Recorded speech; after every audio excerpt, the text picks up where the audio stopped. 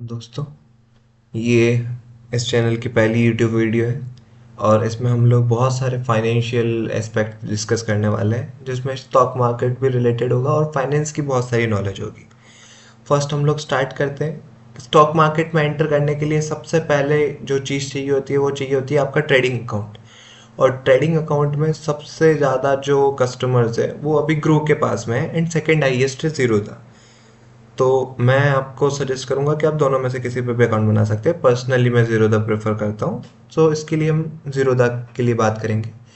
अब कोई भी आप ऐप यूज़ करते हैं तो सबसे पहले आप यही देखते हैं कि ब्रोकरेज कितना है। ब्रोकरेज मतलब जो भी ऐप आप यूज़ कर रहे हैं, पर्टिकुलरली वो ऐप आपसे कितनी मनी चार्ज करेगी आपके ट्रांजेक्शन कंप्लीट करने के लिए। इसमें सिर्फ उसी के हिस्सेदारी नहीं होती, ब्रोकरेज अल्टीमेटली जो आपका सर्विस प्रोवाइडर है वो लेता है और टैक्सेस जो है वो गवर्नमेंट लेती है। तो आप अगर कोई भी एक शेयर खरीद के बेचते हैं, फॉर एग्जांपल जैसे हम लोग देखते हैं कि कैसे कैलकुलेट करते हैं, तो हम लोग अगर ज़ीरोधा का ब्रोकरेज हमें देखना है तो हमें सिंपल सर्च करना है ज़ीरोधा ब्रोकरेज की कैलकुलेटर। हम लोगों को ये वाला खोलना है। इसमें हम लोगों को फर्स्ट साइट पे चले जाना है। ठीक है, इसमें बहुत सारे ऑप्शंस होते हैं। तो हम लोगों को लॉन्ग टर्म इन्वेस्टिंग के लिए हम लोग आज बात करेंगे। मतलब आपने एक शेयर लिया, आपने 5 दिन 6 दिन रखा, 1 वीक रखा, 1 साल रखा, 10 साल रखा, उसके बाद आपने बेच दिया, तो इसको हम लोग बोलते हैं डिलीवरी की इक्विटी। ठीक है, अब मान लीजिए आपने एक शेयर लिया 100 रुपये में। ठीक है, आपने वो शेयर जो है वो 101 रुपये में बेच दिया। आपने उस शेयर के 1000 क्वांटिटी ली थी, मतलब आपने कुल मिला के 1 लाख रुपए लगाए। तो आपने 1 लाख रुपए का शेयर खरीदा और आपने 1 लाख रुपए का शेयर वापस बेचे, है ना। मतलब 1 लाख रुपए का शेयर खरीदे और 1,01,000 के शेयर आपने वापस बेचे, तो ये आपका टर्नओवर हो गया 2,01,000। ठीक है, इतना टोटल ट्रांजेक्शन वैल्यू है। तो अब इसमें बहुत सारे कंपोनेंट्स हैं।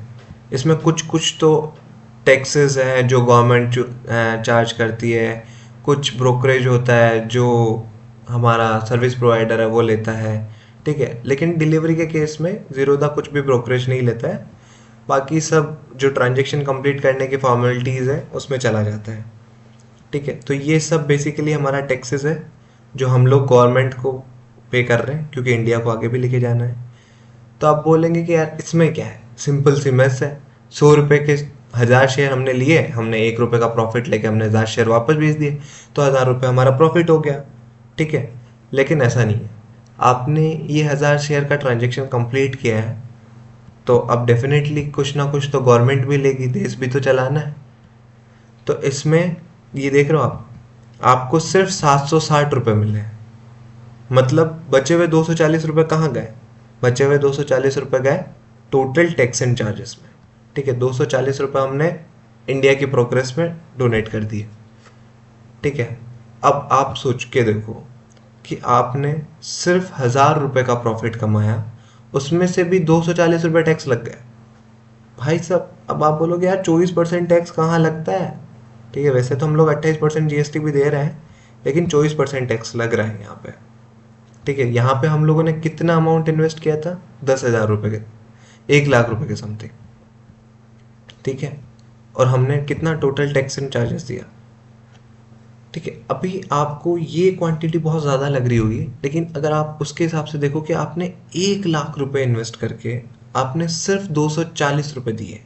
ठीक है, अभी यही अगर मैं 101 की जगह मैं इसको 102 पे बेचूं, टैक्स और चार्जेस तो इतनी ही है। अब जो आपने कमाया वो पूरा प्रॉफिट है। ठीक है ना। तो अपने को मिनिमम से ऊपर जाना, मतलब हम लोगों को ये देखना है कि हम लोग जीरो प्रॉफिट पे कहाँ जा रहे हैं, फिर उसके बाद में जो पूरा आएगा वो हमारा प्रॉफिट ही होगा। ठीक है, तो इसके लिए हमने एक एग्जांपल लिया है।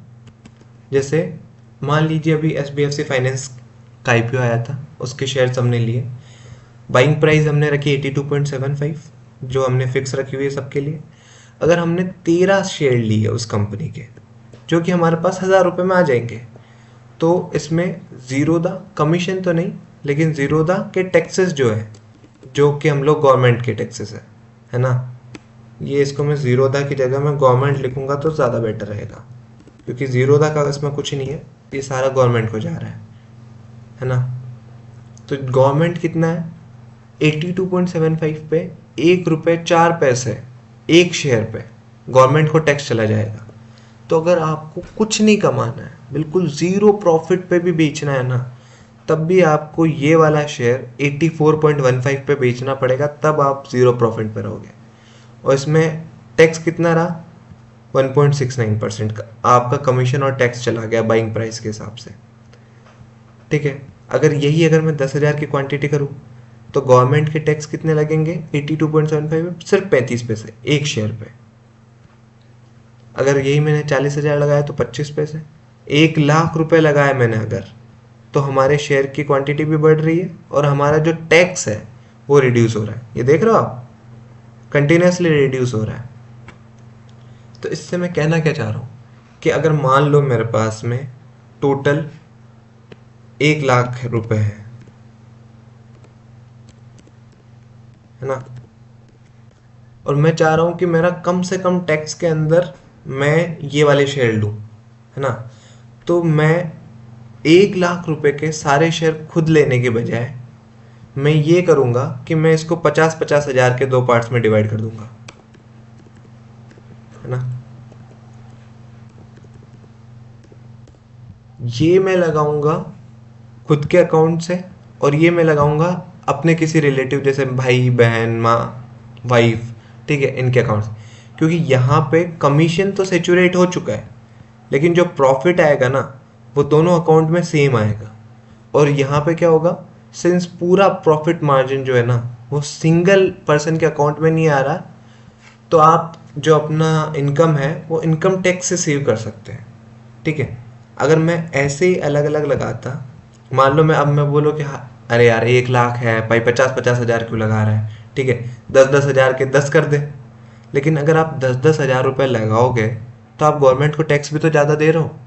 लेकिन अगर आप 50,000 लगा रहे हो, ये देखो 50,000 और ना 1 लाख में डिफरेंस कितना है, 40,000 और 1 लाख में डिफरेंस कितना है, सिर्फ और सिर्फ 5 पैसे। और ये भी मैंने बहुत ही ज़्यादा लीनियंट देखा है, ये हार्डली आपका 1 से 2 पैसे का डिफरेंस आता है, 1 से 2 पैसे।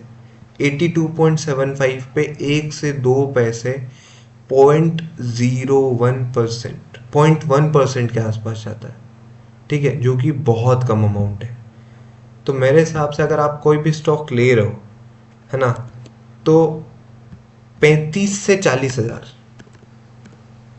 35 से 40,000 के ऊपर वो शेयर मत लीजिए, मतलब एक अकाउंट से मत लीजिए। अगर आपके पास मल्टीपल अकाउंट्स की अपॉर्चुनिटी है तो आप 35 से 40,000 के मल्टीपल शेयर्स ले लीजिए मल्टीपल अकाउंट से। इससे क्या होगा, जो आपकी इनकम आएगी उस शेयर से वो इनकम टैक्स डिपार्टमेंट में पूरी नहीं जाएगी, आपका जो इनकम है वो डिवाइड हो जाएगी। सो इसके साथ हम वीडियो को एंड करते हैं, है ना।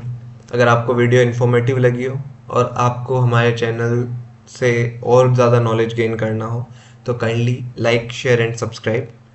Thank you sir.